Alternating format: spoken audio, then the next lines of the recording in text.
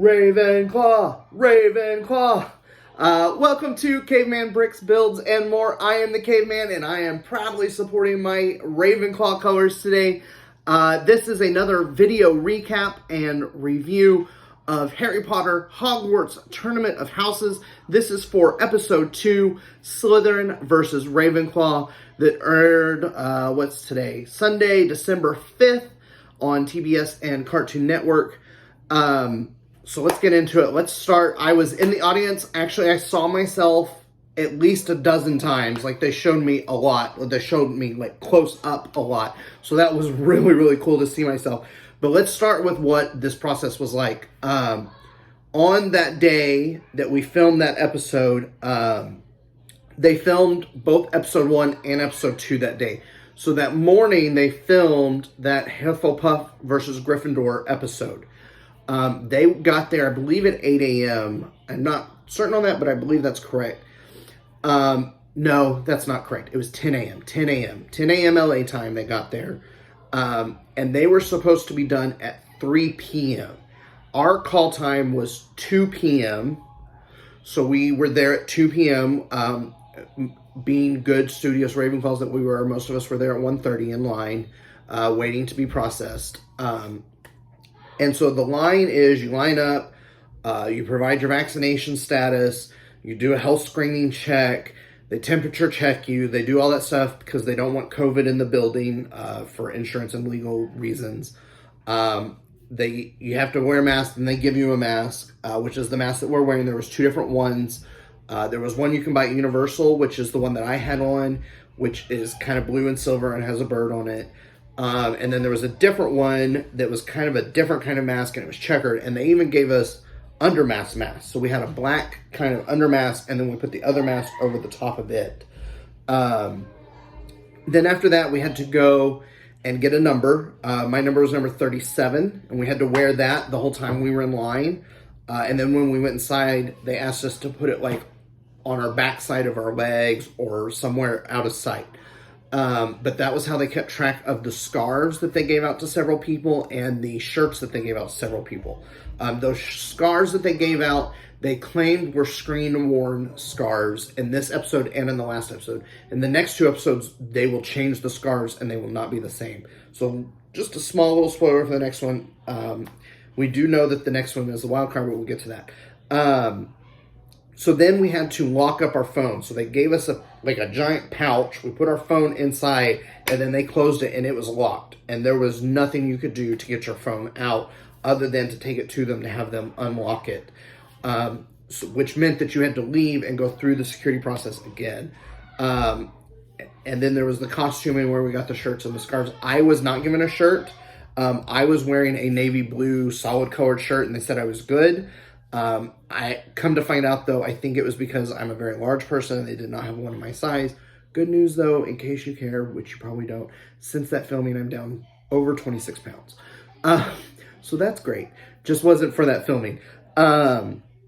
We then stood in line, waiting for them to process all the seat fillers. And all in all, it's probably a 70-30 split of Harry Potter fans and seat fillers. Once they have all those people, then we're just waiting for the taping inside to finish. But they kept having technical difficulties. They kept having other issues. So it was, what my memory remembers, almost 7 o'clock when we got inside to start filming. They had not fed us. We did not get any food. And I remember it being 12:45 a.m. when we finished filming that episode. My friends tell me no, it was 11:45 p.m. when we finished filming that episode. Either way, I had to leave and immediately go find a place, and that late at night, there's not a whole lot of places open, and I'm in a strange town that I don't know. So it was a very, very long day. At the end of that episode, I don't know if you can really tell an audience or not, but we are completely worn out. We have given everything we can to that competition, to that show, cheered as much as we could, answered as much as we could, and we are all of us across the board just absolutely beat. The only thing we've had since lining up at about 1:30 is a couple of bottles of water. So it was a very long day. And it was still, despite that, one of the coolest things I've ever done, and I would absolutely do it again. And if Harry Potter Hogwarts Tournament of Houses, if you're watching, I would love to be a contestant. So say all that, like, it was absolutely nuts. It was absolutely bonkers. It was the longest day ever, and it was so amazing. So let's get into the show. I did want to talk about a couple things that I didn't talk about last time. Very few book questions. I don't know if you noticed, last time there was only, besides the last word, which we knew was going to be a book question because they were literally reading from the book, there was only 2 book questions that I counted. One asked to David and one in the Golden Snitch round. And then they had a Cursed Child question, whereas in this round we had a Fantastic Beasts question. So they're kind of representing those different genres a little bit. I only remember one book question in this round, in this show, and I believe it went to Slytherin. So that's the only book question I remember. If you will notice, as a team, Ravenclaw only missed one question. And to this day, we do not know what that one question was. On all the questions that the audience answered, they showed us the percentages of what the audience answered on each question. Except in that Golden Snitch round. And that is where we as the house missed a question and we don't know what it was. However, I know I personally missed one question in that round, and it was which movie shows them on the train going home. And that is Half-Blood Prince.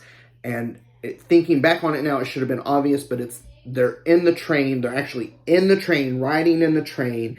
Harry and Ron are talking. Lavender Brown comes up to the door. She goes, makes a little heart, Ron plus Lavender, and then goes away. And then Ron says something like, these girls are going to be the death of me, or no, that's later on. I forget what he says. He says something about, my lips are chapped, or too much snogging, talking about that with Harry. So that they're actually on the train leaving the school for Christmas break. So that is the scene that they're talking about in that. I think that's why the Slytherins were so surprised, because that was not the scene that I think anyone had immediately come to mind. So not knowing which one it was, I believe that would be the question that Ravenclaw got wrong, because that's talking. I made a lot of friends in the audience, and talking to a lot of them, not all of them, some of them knew it, but that one was one that they all kind of agree that they did not get right. So I think it's that one. But as a team, either the 3 contestants or us as the house, we only missed that one question the whole show. So that's a pretty good showing for Ravenclaw. Slytherin obviously confused Draco's wand and Lucius's wand. Lucius' wand, do I detect Elm, is what Voldemort says. Whereas Draco's wand is very famously the Hawthorn wand that Harry wins from him in the Deathly Hallows. Let's talk about the announcing of the contestants. So in the announcing of the contestants, there are 6 possible contestants for each house. I think I talked about this last time. 3 of them are going to get chosen, and 3 of them are not. When you actually, if you like pause the audience before they announce it, it's pretty obvious who the 6 are, because they're not dressed like everybody else. Everybody else is wearing either, like I was, a plain dark colored shirt, a Ravenclaw shirt that had Ravenclaw written in gold, which was really cool because you don't find that much gold Ravenclaw stuff. We still don't know where they got those shirts. Or the Quidditch shirt. They had a Quidditch shirt that was a little bit brighter blue Ravenclaw shirt. And then all the letters fall from the sky, so I actually have a really amazing story about that. This is the letter right here. And this is what's on the other side. Dame Helen Mirren. By the big fireplace, the Tournament of Houses. So no names were on any of those letters that fell. I have this because, believe it or not, after we finished filming the show, I don't know what you call him, the like audience hyper guy, his name is Jay Flats. If you want to see some behind the scene pictures, he's supposed to be posting some on his Instagram at Jay Flats, so that's a little bit insider info for you. Came out holding 4 of these. 4. And he goes, congratulations, you're standing in the right place in line. Here's this. And he hands one to me and 3 other people standing around me. And I was beyond excited. And I desperately trying to get the attention of some of my friends in line that were behind me, and I could not get their attention. And so finally, after I finished my checkout, I went back there and I said, look at what I've got. And they all freaked out. And one of my friends was able to get the security guard to go and get a couple more, so that she got about 6 more. I'm not supposed to tell the story of what she did to get them. So that one will have to remain a secret. But all in all, there are 10 of these out in the world that we know of, and I have one of them. So really cool, but this is what falls from the ceiling that she's trying to catch. So what they do is she's got an earpiece, Dame Helen Mirren, and they announce the names to her in the earpiece, and then they jump up and they're all excited. And then they cut, then they hand her a card with the names written on it, and then she reads them, and then they kind of edit that together. Anytime she's using the earpiece or Luke's using the earpiece, there's a big delay. So I think that they wanted to get that a little bit cleaner. The Luke Youngblood thing, from where I was sitting, I could, just barely see him because he was on the Slytherin side. The girl sitting directly to my right could not see him at all. And at one point in time, we were standing and cheering, and he was out. And I said, come stand right here, and you can see him. And she came and stood right there, and she could see him. So he was just barely in my sight. We did not know that he was, pulling open a thing until afterward. But the Luke thing's really cool. Obviously, he was in the Harry Potter movies, but I always remember him from Community with the pop. Let's see, what else? Ravenclaw killed it. Our contestants were amazing. They did an amazing job. Such great contestants. Really cool stories that they had to... I did get to meet and talk to them, but I will save that for later. Let's see, is there anything else in this episode I want to talk about? The video screens for sure. In a couple different ways. One, there are pictures on those video screens the whole time of different wizards and witches. Dumbledore's one of them. The 4 founders are one of them. The leader of Makusa from Fantastic Beasts is one of them. Those are up there the whole time. And I'm going to circle back to why that's important. So the prop question that Slytherin missed that Ravenclaw got correct. I don't know if I should reveal this or not, but I'm going to. One of my friends, who is very observant, a very amazing Ravenclaw, noticed that when they were setting that up, because that took a long time to set up, one of the people that was helping to set it up had on white gloves. And that person only touched 3 items out there, and that tower was one of those 3 items, and that tower is very distinct. Not only is it in the Harry Potter movies, it's actually also in Crimes of Grindelwald. There's a scene in Crimes of Grindelwald where they're coming to demand that Dumbledore fight Grindelwald, and Grindelwald can't do it, and they put they're not shackles, but they're monitor bracelets almost on him to see what magic he's performing.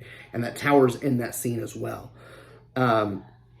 So it's in a couple different movies. It can be seen a couple different places. You just have to really look for it. It's not super obvious. It's not something that's going to jump out and grab you. But she did notice that. But the other thing I wanted to notice is when they were looking at that chair, they probably looked at those items for maybe 15 minutes. And Ravenclaw was not allowed to go down and look at it like Slytherin was. They had to do it from where they were standing. They could not go down there and look at it. And they looked at that chair for a long time. On the screen behind them, the entire time, or even if he wasn't up there at that point in time, because maybe it said Accio instead. But for a great majority of the competition, Dumbledore, sitting in his chair, had been on the screen. So all he had to do was go, it doesn't look quite right, to know that it wasn't the chair. As a matter of fact, they came back and they said, we're going to pick the chair. And Helen went, the chair? And they went, yeah, the chair. And she goes, okay, you can pick furniture. And they go, okay, we're picking the chair. And she goes, okay. And that's when she turned to Ravenclaw and said, what's your guess? And Ravenclaw actually asked if they could go down and look and was told no. I didn't think that was quite as fair. I noticed it also in the last episode with the couches. Gryffindor was allowed to go and get up close with the couches. Hufflepuff was not. I'm not entirely sure what the reasoning was with that or the thinking. It worked out in Ravenclaw's favor. So that was really, really cool. The other thing was the videos that they showed us of the, like, celebrities. Shirley Henderson, Tom Felton, Jay Leno, and then the ones from last week. Who was it? Matthew Lewis, the Hufflepuff house ghost guy, and then Pete Davidson from Saturday Night Live. Those were not interactive in any way, shape, or form. I'm not sure when they were recorded, but I do know that they were recorded well in advance because the day that we filmed was also the day, if you remember, Tom Felton had a medical incident on a golf course and had to be taken off a golf course to a hospital, and he was in, like, Minnesota or something, like somewhere up north like that. So non-interactive. Basically, they had a cut scene where they read the clue, and then they had two different cut scenes where if you got it right, they read it one way, and if you got it wrong, they read it another way. And then the last word was the famous person, same thing. So those, we were under the impression that those guests would be live. We did not know going into it that they were going to be video only. So that was a little bit of a disappointment because we were expecting some live guests. And not to say that Luke Youngblood, who played Lee Jordan, was not a special guest, and that Helen Mirren was not a special guest. It just was a little bit of a disappointment because we were expecting some more special guests. A couple of fun stories about Helen, real quick. The night went so long that even Helen was worn out, and she asked at one point in time when we were kind of rereading a couple of lines if she could change her shoes. And they were like, yeah, absolutely. So she left, and she came back on stage, and she had on these giant pink slippers, and she goes, Granny's in the house, everybody. She was absolutely amazing. She was so sweet to us. She was funny, brilliant. One fun thing about her is, I guess she has a tattoo on one hand, and she struggles with stage left and stage right. And so she will ask them, when they're asking her to move, tattoo side or non-tattoo side. And they will respond so she knows which direction they want her to move, and that's how she knows. I don't know if she confuses normal left and right or if it's only stage left and stage right, but she will ask tattoo side or non-tattoo side, and that happened more than once throughout the tapings that I was in. But she was absolutely amazing. One thing they didn't show, and I thought that maybe they just didn't include it in the last episode, but one thing they didn't show is they had a little clip where they had inserted her into Harry Potter. And so she kind of had this thing, I never got a part in Harry Potter, but I was there. You just didn't see me. Look closely. And then they show a little clip. And it was from Philosopher's Stone in this episode. I have no idea what it was in the last episode. I'd have to ask somebody. But it was from Philosopher's Stone. Everybody's got their face pressed up against the glass looking at the Nimbus 2000. And her face is one of the faces. And they completely cut that out. And it was hysterical. And they did it again in the finale. Because again, I did not get to go to the wild card round. But they did do it again in the finale. So we'll have to see. Maybe it shows up then. So I don't know. I don't know why they cut that. It was really funny. Really genuinely funny. Maybe they just didn't feel like it fit in the theme of the show. By the time we were done, I went and found Taco Bell because that was the only thing I could find open.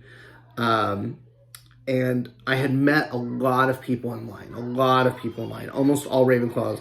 They kept the Slytherins and the Ravenclaws separated. And we were outside for, 4 hours, 5 hours, something like that. And the Slytherins would come over sometimes, or we would go over to them sometimes, waiting. So not a whole lot of intermingling, but not like, oh, nothing bad or anything. But I did have the amazing chance to meet an amazing group of Ravenclaws.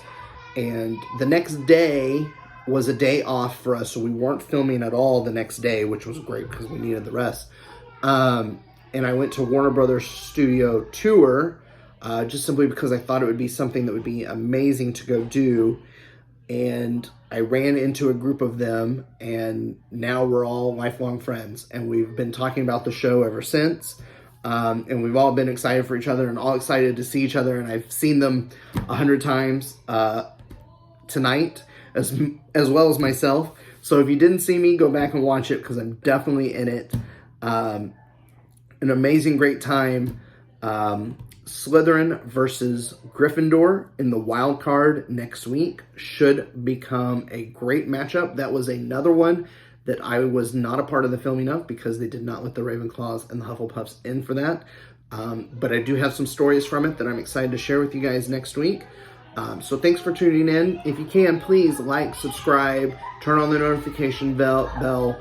Share this with some friends that maybe are into the show. Let them see some behind-the-scenes stories. And until next time, happy building.